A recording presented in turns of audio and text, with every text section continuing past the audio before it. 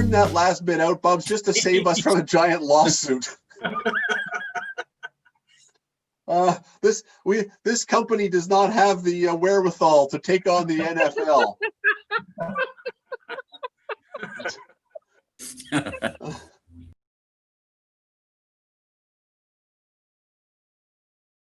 The Toronto Raptors gave Fred VanVleet $85 million the other day.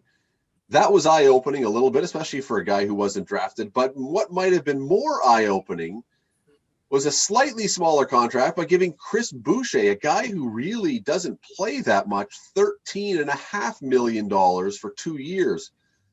Bubba, has the NBA and their salaries gone mad? Well, I don't think so. I think that's just kind of relative to scale. I mean, you can't compare the NBA to most professional sports, I guess. And if you're going to, you also have to put into the a mindset that it's not football where there's 53 or 60 men getting paid. It's 13. So in a sport that has revenue split with the owners at around 50-50, well, that's their piece of the pie. So of those 13 guys, generally 5 are getting real serious money, like a Fred VanVleet, and some that are going to make up to $40 million. And then some guys that like Boucher are going to make about $5-6 million a year. So to me, it only makes sense. I think given that, it makes sense for the most part. Most NBA salaries, most NBA teams, I think their salaries are fine. There are some outliers, though. The one that gets me is, the guys that are rejecting those gazillion-dollar offers. James Harden, not too long ago, said, no thanks to a $50 million per year contract with Houston because he wants to play in Brooklyn with Kyrie and Kevin Durant. And I mean, that's what gets me. And I think that's what gets fans as well. I just couldn't believe it. Still can't. In a salary cap world, which is 3 of the 4 big leagues, these things are going to happen, and it helps to be in the right place in the right time, which Boucher was, and VanVleet was too. But given the increasing value of, point guards have always had great value, but the Raps lost all their big men, I think that's it's really where you're going to see the problem is in hockey, because hockey has now taken to having lockouts and real threats as a market correction about every 3 or 4 years economically. That's where we're going to see it. So far, baseball hasn't needed that, but they probably will in the long run. And NFL and NBA do not need it because of the very reasons that both Rick and Bub have just said. Look, I understand what all you guys have made your points about. It's the market, it's the revenue splitting, it's everything else. And I understand that James Harden, there are other issues at play besides just money about why he doesn't want to play in Houston. But in any league in which a guy is even being offered $50 million US a year to play, something has gone awry. I'm sorry. And we can say, well, that's the player share. And technically, yes, it is. But where are the fans in this? Because ultimately, the fans are the ones who keep getting hammered to pay more and more and more so that those guys can make their share of their revenue 50-50. Scott, you're not really going down this road, are you? The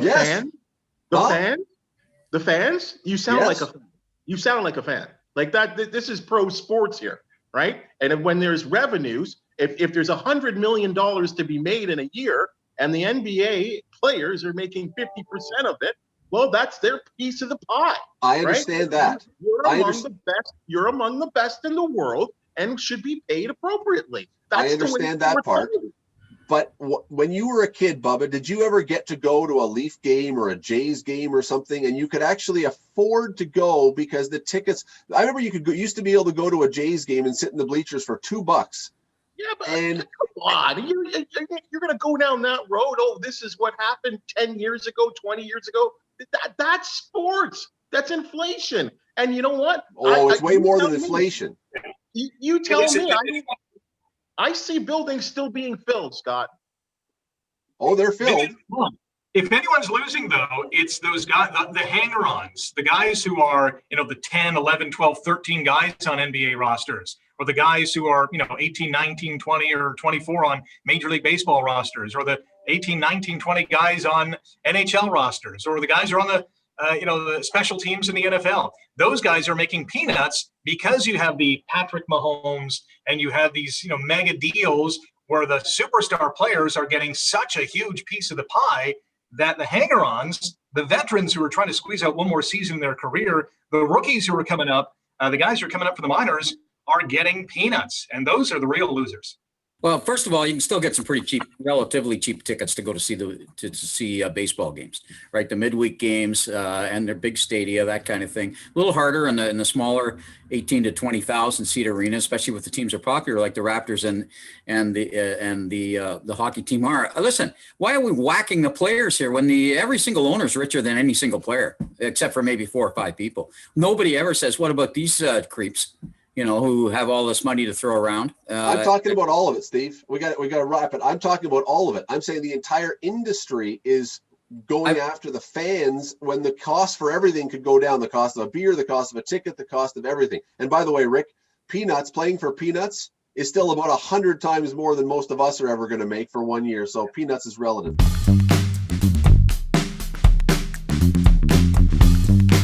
You tune in to TSN or Sportsnet or ESPN's website, check it out these days, you will often see coverage of professional wrestling in much the same way they would cover any other sport. Rick, is this something that legitimate sports networks, legitimate sports journalists should be covering legitimately? Do this bit in the Macho Man Randy Savage voice. But I won't, because that's about as best as I could do. Listen, sports is entertainment. Sports is that escape from reality when times are tough, like it is now, or if you had a bad week and you're looking forward to that Ticats game on the weekend or whatever the case is, it's an escape. And while pro wrestling isn't a legitimate sport, I'm going to get slammed for that. In terms of the reality of sports, I still think it's entertainment-based. I think there's a lot of athleticism that goes into it. I'm not knocking wrestlers at all. But I guess at the end of the day, I'm saying, yes, it should be on these websites. It should be on TV because it is that escape with an athletic point of view. Yeah, it's entertainment with an athletic type of thing. And first of all, a lot of the networks have deals with wrestling, right? So it's self-promotion. Second of all, the pandemic has changed things maybe forever. And because there haven't been that many games, right? So there's not many that straight results type of things. And so sport has been changing. You look at all of the documentaries that we're seeing and they went away from the early part of, there's still all those lists on, but they went through all of the lists. They went through all the highlights. So now all the documentaries, all of those stories, those human interest stories, I don't like the idea of pro wrestling being on the networks and covered the way it normally should be. But if you cover it from the sort of the showmanship angle or the personal angle, like the heart stories and those kinds of things, I'm okay with that. I think everything's become conflated. I'm not a big fan, from our earlier discussion, of the way pro sports has accelerated over the years. I think it gets top heavy. This is another example of it. Bubs? Well, I mean, when did all of a sudden our questionnaire turn into such a sports snob? Like this is part of it's, as you said, it's entertainment. Look, I don't know if you guys have ever seen it before, but I've been in the ring with a guy by the name of Bullwhip Johnson and Angelo Mosca Jr. Right? Yeah, it's pretty athletic, folks. Right? And I think, again, for most of you three who are sports writers, there are many stories. If you talk to a wrestler, there are great stories to be told about wrestlers. So I think the public are interested in it. It makes money. And heck, if poker can be on TV and sports television, wrestling can be too. You can call me a sports snob, but poker does not have preordained results. It's not a scripted show. That would be kind of like, oh, I don't even know what don't start. You're telling me, you're telling me wrestling is not preordained? We've all been in sports long enough, and I don't know about you, but as I older I get, there are many results in sports that I question. Continue. Well, I think you got to look at the difference here of sport. I think a very elemental part of it, Scott, you're right, is the results and fairness of results and seeming to be fair. So of course it's not.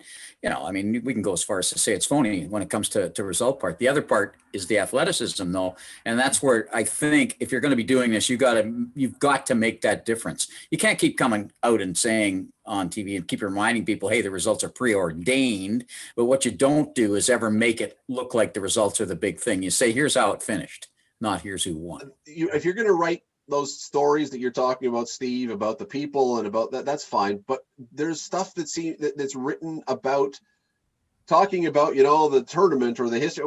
There's stuff there that is covered like a sport. That's the problem I have with it. It to me, it cheapens all the other stuff you're doing. I don't mind the human interest stories or the personal stories or that kind of thing, but writing about it as if you're writing about a real sport, to me, no thanks. I see that element a bit. I was watching the Thanksgiving games, and they cut in quite often with an analysis of the upcoming WWE thing, and I found that a bit jarring. We'll get used to it, though, like we do with the rest of the crap.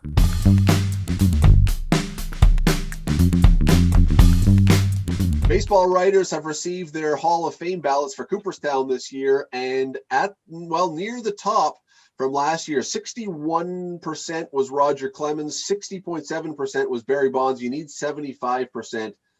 Steve Milton, who has voted for the Hall of Fame for many years, is it time for Clemens and Bonds to receive their golden ticket? Never. Any other questions? It's not the main reason I got out of voting. And that was because I wasn't seeing the players as often. I couldn't judge them the same way I voted for the first 22 against the players I saw for the first 22 years. But the creeping acceptance of the steroid era was factored into that a little bit. And here's my thing. I had to draw a line in the sand as to who'd actually been mentioned in the Dowd report, who'd refused to testify before Congress, and who'd been turned in actually affidavits by their own teammates in the mea culpa thing, and a couple of other reasons. In other words, you had to be shown that you did it, and which Bonds and Clemens did. And so they were out, and unfortunately Piazza never really got it, and I had to vote for him based on his numbers because he didn't cross that line in the sand. But my reasoning is this. It's not just, okay, yeah, the pitchers were doing it and the hitters were doing it, and you're comparing it to everybody else. It's that seasons and careers are extended by the ability to overcome injury that steroids gives you that. And it's a major component of what steroids can do for you. And a lot of people who didn't make the Hall of Fame didn't make it in earlier years because their careers were curtailed by injury. That was my argument. Great argument. Former NFLer Bill Romanowski, who is also a publicized steroid user, mentioned that as well after he retired. It was, play on Sunday, take your meds, and then you were A-okay right away because the ill effects and the after effects of a very violent game of football would take a toll on you after, game after game, year after year, and that really extended his career. But for me, Bonds and Clemens are two guys, if I had a vote, would never get in because yes, their careers were extended. And the unfortunate thing, baseball fans got cheated out of one thing, and that if they were not on the juice, how close would they have gotten to those numbers? How dominant would they have been on the mound and at the plate? I think where fans really got cheated because would they have gotten close? Would Bonds have hit 60 some odd homers? Would he have gotten to 70 without it? The debate is out there and we'll never know. And that's the sad thing. Bubs? Best pitcher I've ever seen in my life, I'd say Dwight Gooden for 2 years. Putting that aside, Roger Clemens. Best hitter I've ever seen in my life, Barry Bonds. And you could argue that Barry Bonds probably didn't need it because he was probably in the Hall of Fame before those years where the home run race became crazy. But baseball to me has become a sport that becomes very selective and when they want to issue their morality, right? I mean, of course, coming out of the strike, everyone loved the Bonds and McGuire home run race which quote saved baseball. And of course, those guys dabbled in what was going on at the time. And I really do, Mr. Milton, I respect what you're saying there, and it makes a heck of a lot of sense.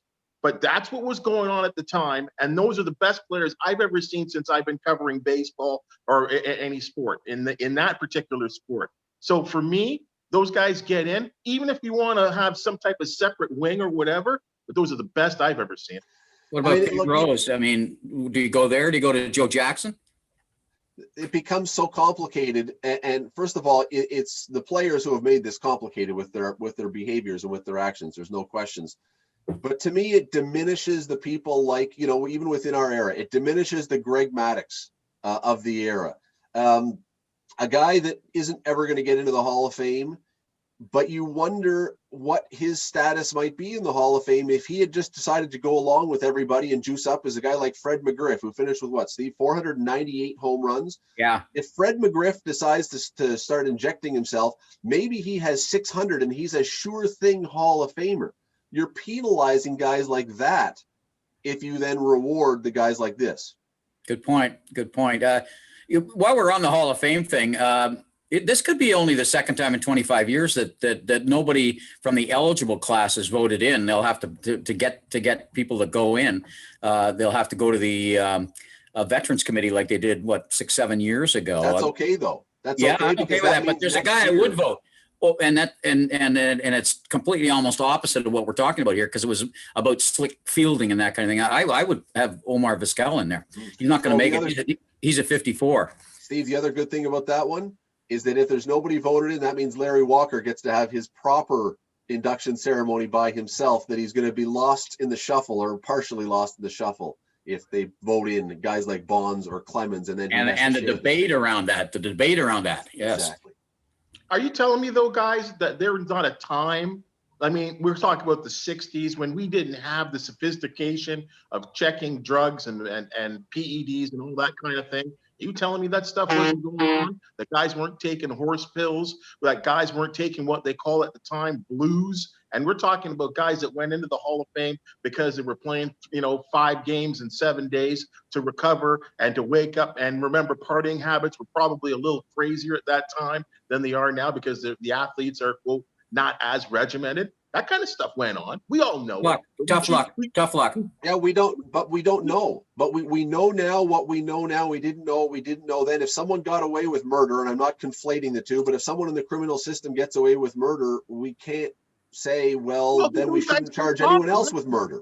Did Bonds and Clemens test positive for steroids? A lot of silence. Named by the Dowd Committee. That's where I drew my line. Yeah.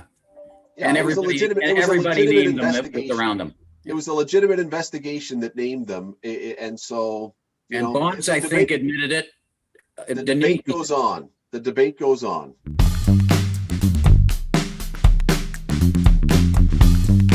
It's time for the 1-minute debate. The four of us will debate a topic of my choosing, and I choose today. We're going to focus on the 4 North American pro sports leagues, and it's a simple question. Well, it might be a tough answer, though. The most iconic brand among all the teams in the NHL, NBA, NFL, who am I missing? MLB. Who has the most iconic brand among all those teams in those 4 leagues? Wow. All right, who's up first? Let's go, Scott Radley. Okay. You're Radley going first. You're going to be on the clock. I'll have the clock going. 3, 2, 1, go. Most iconic brand, I don't think there's even a debate right now, although in Boston they would probably give you an argument on this one. I think it's the New York Yankees quite easily. And I think that when you look at the championships, when you look at the Hall of Famers, when you look at the sales, when you look at the value of the franchise, I can't remember what it was last time, 3-point-something, 4-point-something billion dollars. I mean, number 1 in baseball by a mile. When you look at the logo on their cap, that is now the choice of hip hoppers and or fashionistas, whether it's the white on blue or black on black or whatever else. You even look, here's the thing about the brand with New York and the Yankees. I would argue that most of the best players in baseball who have ever played the game have played for the New York Yankees. That has helped build the brand, but their brand is so strong now that guys who play there who aren't even necessarily in that elite of elite get pumped up to be considered all-time greats just because of that brand. How's that? Well done. All right. Well argued. Yeah. Let's go to Bubba O'Neill next. Mr. Bubs. I hope I didn't steal yours, Bubs. Well, it's the Yankees, obviously.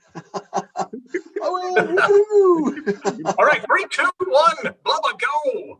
Well, I mean, I'm going to give the World Series winners right now. And of course, I mean, LA, I mean, that's the place where everyone wants to be. And again, very much like the Yankees, it has the iconic brand. But I believe when people grow up, they want to be playing in California. They want to be playing for the LA Dodgers. Iconic players, iconic brand, playing at an unbelievably iconic stadium as well, too. I mean, and on top of that, for many, many years, had the most iconic sound in terms of its announcer being called with the sport as well. So I think when you take a look at baseball and its history, I mean, you can extend it to the Brooklyn Dodgers as well, too. There's just something about the word Dodgers to me that sounds baseball. And of course, who wants to be playing in New York? I want to be playing in California, in Los Angeles. So for me, LA Dodgers. Well, I would, obviously Hold on, Steve, what are you doing? Hold on. What was that? Oh yeah, that's right. You got to time me, don't you? All right. Man, I'm not really good with authority and with structure. All right, Rick. All right. I got the stopwatch. Here we go. All right. Most iconic brand among North America's 4 pro sports leagues. Steve Milton, what do you say? Well, first of all, we restricted it to 4 North Americans, or I would have said Man U, because of it's even coming over here. Look out for soccer in the next 6 or 8 years because of so many Americans are starting to own teams over there too. So, and it would have to be the Yankees, and I cannot go to Dallas, even though they call itself. I mean, how do they get away with that? America's team? Are you kidding me? But that's. I'm going to go. And with a theory of relativity and let's talk about the Toronto Maple Leafs here for a minute. No! I know. And listen, I put a curse on them when they traded Mahovlich, and you know something? That's the Babe Ruth trade. They haven't won since then. But for the same reasons you talked about, Bubba, with the iconic announcer, Foster Hewitt, but they also had something else. They introduced technology. It wasn't them, but it was the coverage of their games through radio broadcast in Canada, which changed things in this country. They have a logo which is highly identified with the country. It's the same logo, essentially, that's on the national flag. And I know, really, I'm not a big fan over the years of the Leafs. Sorry. But I would say in the theory of relativity given to the country and how small it is, now it also has, we didn't mention chapter 2. Oh, is it time? Was that what the team was? Okay.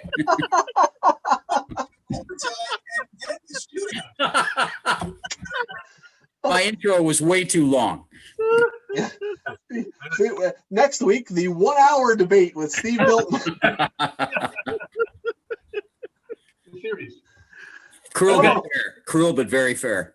Anyway, well argued. All right. Well, Rick, you have to take the vote then, because you know how this works. We got to argue for who won the debate.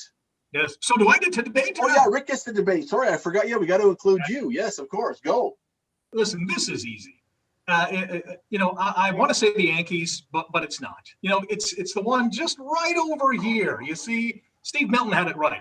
It's the Toronto Maple Leafs. Listen, they haven't won anything since 1967. They haven't done anything since 1967. They haven't even made a final since 1967. Yet, it's the most iconic brand in the NHL because fans continue to turn out year over year over year. They continue to spend all their hard-earned money buying overpriced inflated tickets, buying their merchandise, still supporting the team that has sucked for the most part for 50-plus years. And they're still the most talked about, most revered, most iconic brand in North America, certainly in hockey. Look at the Yankees that run for their money. Forget about the Lakers or the Celtics. The Dallas Cowboys have been crap for the last 2 decades. Yeah, they won some Super Bowls, but they're not the most iconic. It's the blue and white of the Toronto Maple Leafs. This is a franchise that for eons has been really bad, and the fan base continues to come out. And Canadians from coast to coast to coast love the Toronto Maple Leafs. All right. Who votes for Steve Milton for the winning the debate today? It's so iconic. That is so exotic. That's also cruel but fair. Bubba O'Neill, who would vote for Bubba? I might put a vote in for Bubba because you can't vote for yourself. I think the Dodgers is a great choice. How about Rick? Who votes for Rick? Oh, I have to. And then who votes for me? Anybody?